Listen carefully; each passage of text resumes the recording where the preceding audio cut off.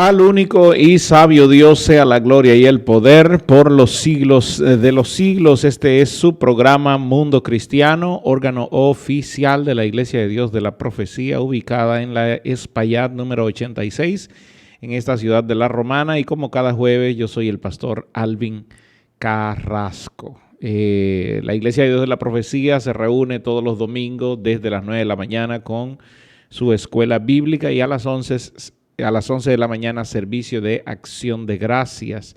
Los martes, verdades bíblicas a las 7 de la noche, al igual que los jueves, nos reunimos para la alabanza del Señor a las 7 de la noche igual. Y los jóvenes se reúnen los sábados a partir de las 4:30, ya están reunidos porque tienen un club de lectura. Y entonces a las 5:30 es su servicio de exaltación a nuestro Señor.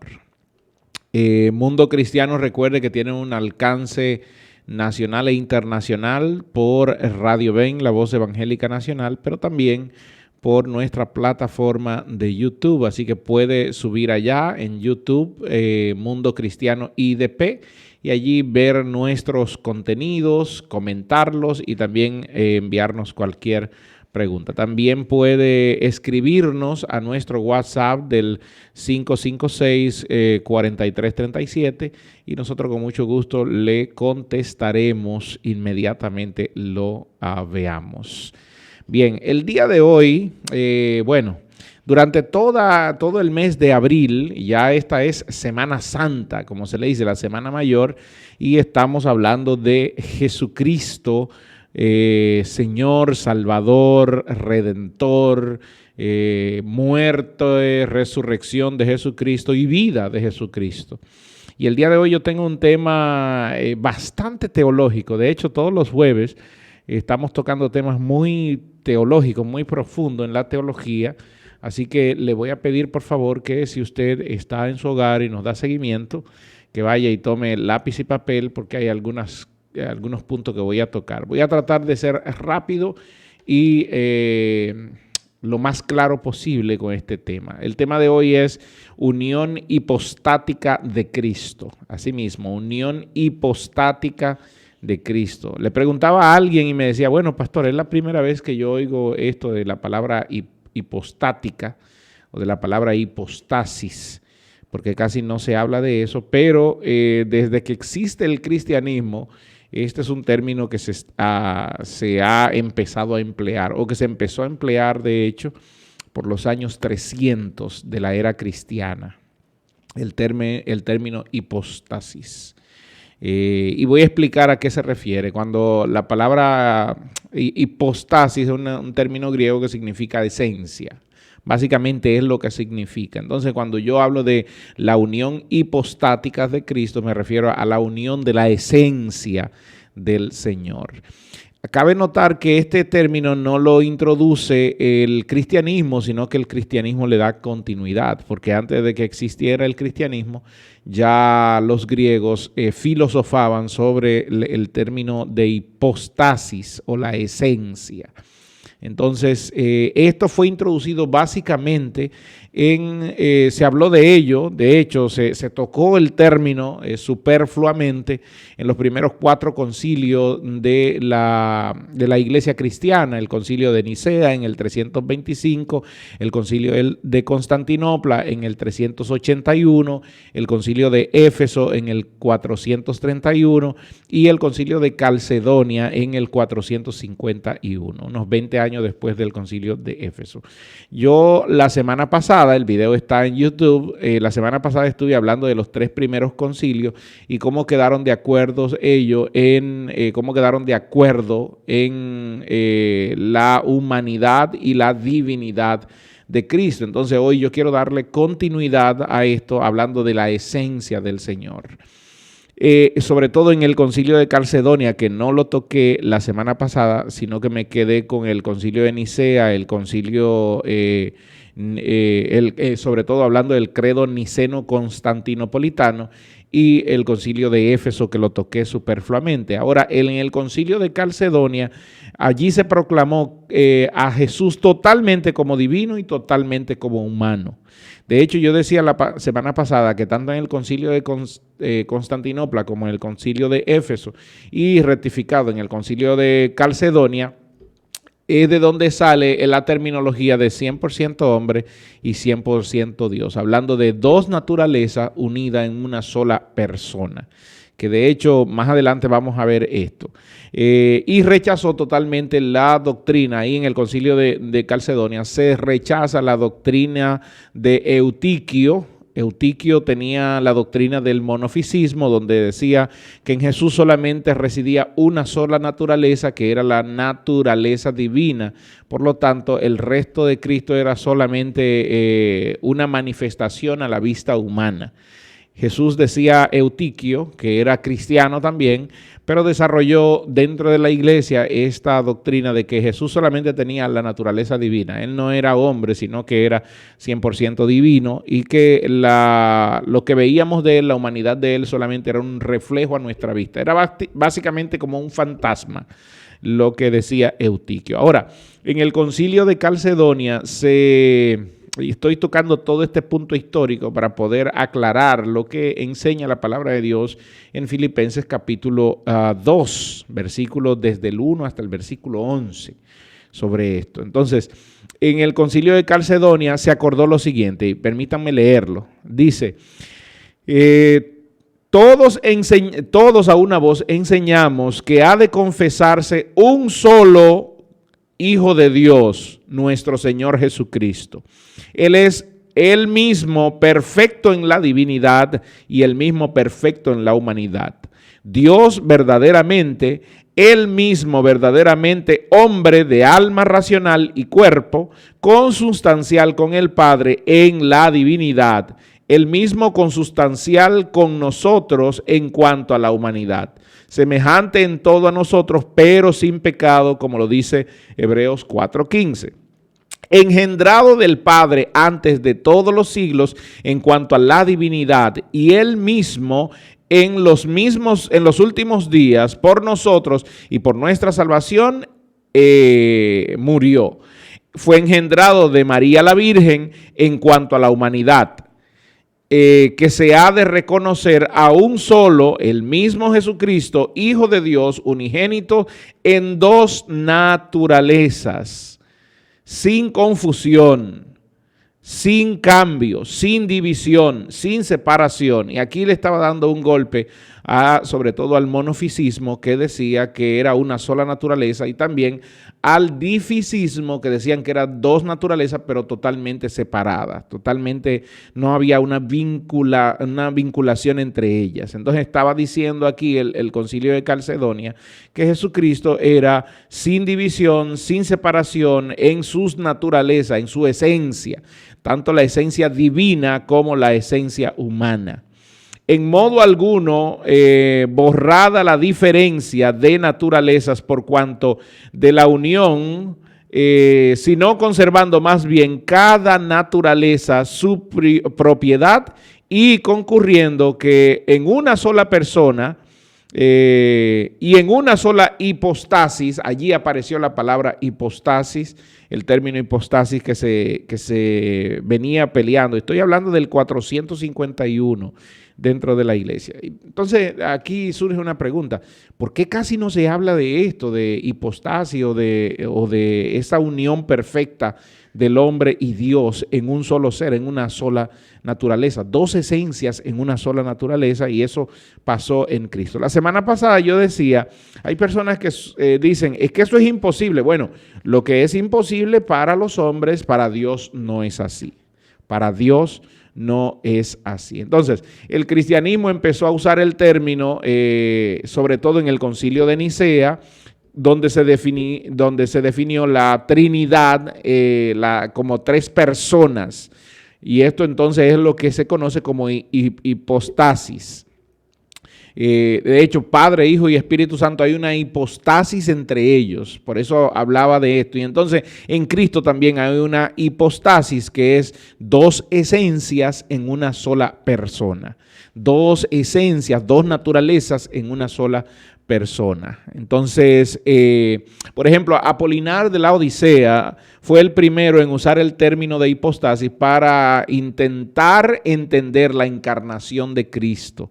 Apolinar describió la unión de lo divino y lo humano en Cristo como algo de una naturaleza única y con una única esencia. Y eso es hipostasis. Y así mismo lo definió Teodoro, y el credo de Calcedonia lo que hizo fue rectificar lo que tanto Apolinar como Teodoro habían dicho. Apolinar y Teodoro eran padres de la iglesia, padres apostólicos de la iglesia. Entonces, el credo de Calcedonia estaba de acuerdo con lo que decía Apolinar, que eran dos esencias en una sola persona. Entonces, quitaron el término de naturaleza y entonces pusieron esencia en una sola persona. Cabe destacar también que a finales del siglo XIX apareció una nueva interpretación para esto, echando a un lado lo que era la hipostasis del Señor. Y esta interpretación es lo que se conocía como la kenosis. A ver, ¿y qué es esto de la kenosis? La kenosis es una palabra que se deriva del griego, que significa despojar o vaciarse. Es decir, cuando tú tomas una botella con un licor, con un alcohol o con agua y la vacías, es vaciar la esencia de la botella. Y lo que muchos querían decir es que Dios se hizo kenosis con Cristo, es decir, Dios dejó su eternidad y entonces solamente habitó en la persona de Cristo, es decir, el resto del universo estaba sin Dios en ese momento porque Dios estaba habitando en un solo cuerpo. Y eso se predicó sobre todo a finales del siglo XIX, años 1800, a finales de los años 1800, empezó a predicarse eso, haciendo una mala interpretación de Filipenses. Entonces, yo quisiera que nosotros nos vayamos, si usted tiene su Biblia a mano, a Filipenses para que demos una interpretación de lo que dice allí y de la cristología que hay en Filipenses capítulo 2.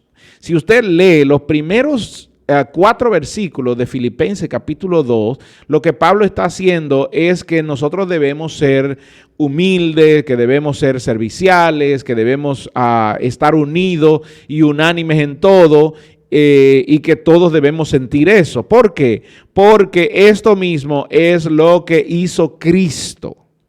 Esto mismo fue lo que hizo Cristo. Él era el Señor de la gloria, quien estaba en lo más alto del universo, tenía la tierra, el universo en su mano, y ante quien los cielos y la tierra no pueden contener. Sin embargo, ¿qué hizo por nosotros?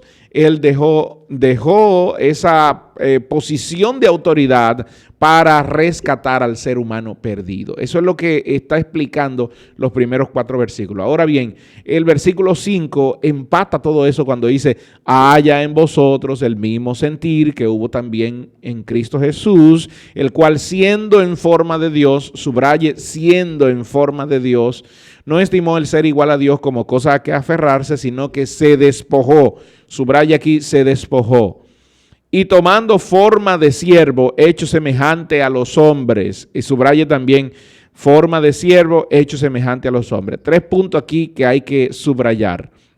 Siendo en forma de Dios, número 1, se despojó a sí mismo, número 2, y tomando forma de siervo, hecho semejante a los hombres, número 3, porque voy a hablar rapidito de esto. Y estando en la condición de hombre, sigo leyendo, se humilló a sí mismo haciéndose obediente hasta la muerte y muerte de cruz, por lo cual Dios también le exaltó hasta lo sumo y le dio un nombre que es sobre todo nombre, para que en el nombre de Jesús se doble toda rodilla de los que están en los cielos, en la tierra y debajo de la tierra, y que toda lengua confiese que Jesucristo es el Señor, para la gloria de Dios el Padre. Pero ¿dónde radica la discrepancia del versículo de la hipostasis de Cristo y el problema de la interpretación kenótica? El problema de la interpretación que se hace de la kenosis, vamos a verlo. Recuerde que le acabo de señalar que la kenosis lo que habla es que el vaciamiento, el despojamiento, que Jesucristo se despojó de la forma de Dios. Eso es lo que quiere decir básicamente la kenosis, que Dios, siendo eterno, dejó su espacio vacío para venir a morar en la humanidad. Entonces, mejor dicho, Jesucristo se vació de la forma de Dios, es lo que quiere decir. Primero, el primer subraye que hicimos fue forma de Dios. Y aquí la palabra forma es la palabra importante que debemos determinar. En el griego existen dos palabras que se traducen como forma. La primera es la palabra schema, de donde viene esquema.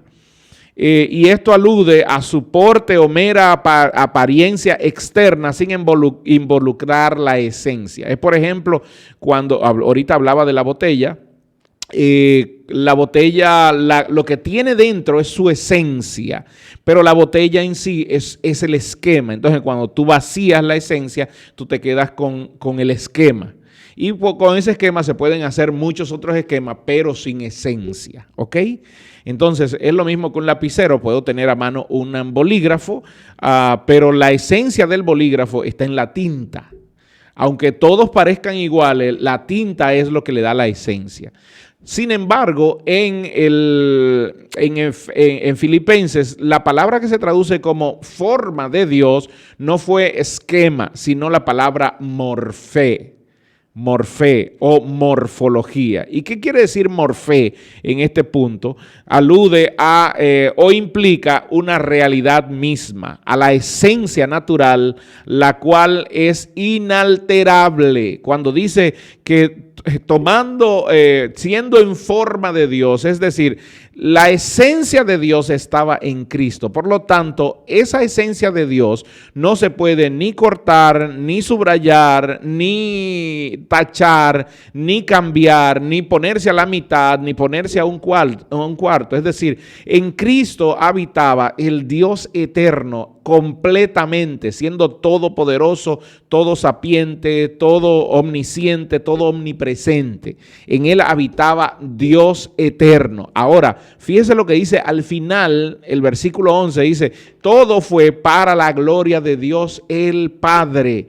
¿Por qué? Porque el Hijo vino a enseñarnos también obediencia y sumisión, dice el libro de Hebreo. Por lo tanto, Él se somete al Padre y por eso gana, en vez de perder cosas, Él ganó un más alto honor para sí mismo. Entonces, Jesús es la verdadera y plena, real expresión de Dios. Es su gloria, es su ser mismo, es su naturaleza, es su esencia, es su deidad, es su honor, es su poder, es sus atributos. Igual en todo y cada uno de ellos sin disminución alguna. Eso es lo que el apóstol Pablo trata de comunicar cuando habla de que Jesús, siendo en forma de Dios, Él era Dios en todo su esplendor, en toda su esencia. Ahora, ¿qué pasó? Se despojó a sí mismo. Y aquí es donde aparece la palabra kenó, de donde se toma la expresión de kenosis. ¿Y qué quiere decir eso de que se despojó a sí mismo? Se hizo una interpretación totalmente errónea y herética a finales del siglo XIX que concluía que Cristo se vació de su deidad, que Cristo era solamente humano. Ojo, porque al día de hoy, y esto tocaba el punto de Arrio que hablé la semana pasada, donde Arrio decía que él era un hombre con un conocimiento de Dios, era uno de los profetas, había en él el espíritu de profecía, y hoy, hasta el día de hoy, eso se sigue predicando. Sin embargo, aquí que no establece eso. Lo que está estableciendo, y eso se volvió una doctrina y se hizo muy, muy aceptable, sobre todo en América del Norte, diciendo que Jesús vació su deidad, su poder, su gloria y sus atributos, o parte de ellos, o los eliminó. ¿Ok? Y aquí entramos a la teoría falsa kenótica, la cual afirma que Jesús se despojó o se vació de algo para hacerse hombre. Se limitó su naturaleza divina o de algún modo, y básicamente afirmaba lo siguiente, que él se despojó de su conciencia, se despojó de su divinidad, se despojó de su forma eterna, se vació de sus atributos tales como la omnisciencia, la omnipresencia, la omnipotencia, se despojó de su actividad, de toda su actividad divina, se despojó de su ejercicio independiente de los atributos divinos. Eso es lo que enseña la teoría kenótica. Pero todo esto es una falsedad, porque no es eso lo que el apóstol Pablo está comunicando. Pablo lo que dice es que él, siendo en forma de Dios, y aquí siendo en forma de Dios, otra vez usa la palabra morfé, que quiere decir, y note que Pablo está hablando en presente, él no está hablando en pasado, él sino que dice siendo en forma de Dios, es decir, Dios no puede ser Dios en parte, ni parcialmente. Él tiene que ser Dios en todo su ser omnisciente, en todo su ser omnipresente, en todo su ser omnipotente, en todo su ser. Es decir, en Dios no puede existir el vaciamiento, porque Dios no puede dejar de ser Dios. Él no puede dejar de ser Él mismo. Entonces, Dios no renunció y Él no se vació. Básicamente lo que Él hizo aquí fue una autorrenuncia. Y es lo que Pablo está tratando de explicar aquí. Él se despojó a sí mismo, dejó temporalmente toda su gloria celestial, es lo que Pablo establece. Él dejó toda su gloria celestial, su perfecta intimidad, cara a cara con Dios, sus prerrogativas divinas, dejó aunque en la transfiguración enseñó un destello anticipado de lo que él era. Pero dejó temporalmente de su lado la autoridad independiente, sometiéndose totalmente a la voluntad del Padre. Eso es lo que pone abajo la teoría kenótica. Renunció temporalmente a los estatutos, a los privilegios, para poder llegar a la cruz y que el hombre pueda ser salvo por medio del sacrificio de la cruz. Él abandonó temporalmente el esplendor del cielo por la humildad del Gólgota. Eso es lo que pone abajo la teoría kenótica. La tercera parte de estos versículos habla de que forma de siervo semejante a los hombres, y aquí otra vez usa la palabra morfé, es decir, Jesús en su forma divina, en su esencia divina fue Dios, pero también en su esencia humana fue totalmente hombre que tenía debilidades, pero sin pecado. Hombre que fue tentado, pero sin pecado. Hombre que tenía necesidades como ser humano porque tenía hambre, y estoy seguro de que iba al baño como cualquier otro hombre, y que si no se bañaba durante X tiempo iba a oler mal, como también le pasa a todos los hombres, porque esas son las condiciones de la humanidad. Esa es la morfología del ser humano. Por lo tanto, lo que expresa Filipenses capítulo 2, versículos del 1 al 11 y no del 5 al 11, es esa gran realidad. Dios hecho 100% Dios y 100% hombre. Entonces, ¿qué es la unión hipostática en sentido general, en sentido natural? Es la unión de tres personas, Padre, Hijo y Espíritu Santo, en un solo. Dios es uno, pero en tres personas. Pero sigue siendo unión hipostática cuando Dios el Hijo, en Él habitan dos esencias. Fíjese, ya no dos personas, sino dos esencias en esa sola persona, en esa sola naturaleza. Y es la esencia divina del Dios y la esencia terrestre del ser humano. Entonces, una persona con dos naturalezas, por eso le llamamos unión hipostática. Primero, una unión de tres personas para un Dios en tres personas, y luego una persona que es el Hijo. Dentro de esas tres personas, esa persona tenía dos naturalezas, 100% Dios, 100% hombre, y eso es lo que señala Filipenses capítulo 2. Jesús cubrió su excelencia, su excelsa gloria con las pocas paredes de su humanidad, con los ropajes de su carne y hueso. Eso es unión hipostática. Se nos ha ido el tiempo, así que será hasta la próxima semana. Que la gracia del Señor sea sobre ustedes.